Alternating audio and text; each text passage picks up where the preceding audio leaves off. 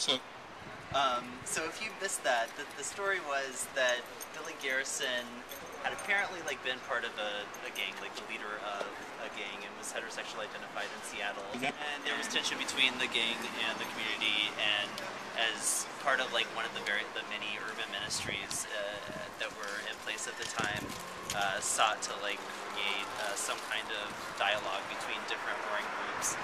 So when he came here, started identifying as a hair fairy, started having sex with guys, and kind of experienced the same kind of harassment that he had experienced in Seattle.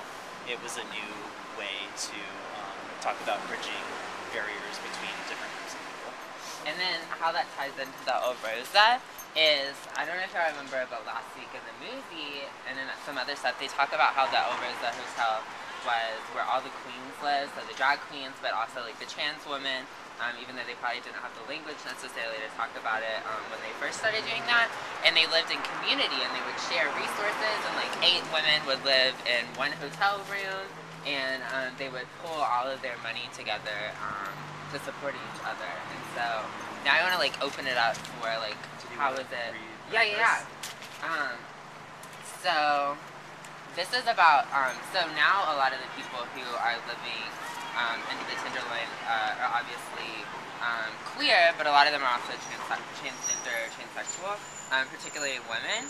And so I'm going to read a paragraph of what they said back then in the 60s, which sounds very similar to today. I began working at a TL hotel to earn enough money for living expenses and to cover the cost of electrolysis and hormone treatments. Until I accepted the job there, queen hotels and living in drag were unknown to me. A well-known Tenderloin personality had to tell me all there was to know. Gradually, through my own efforts, I pulled through temptation and frustration. It certainly was easier for me to live there because I was accepted for whatever I was. In the hotel, there is a fosterhood and a community feeling. It's a good thing.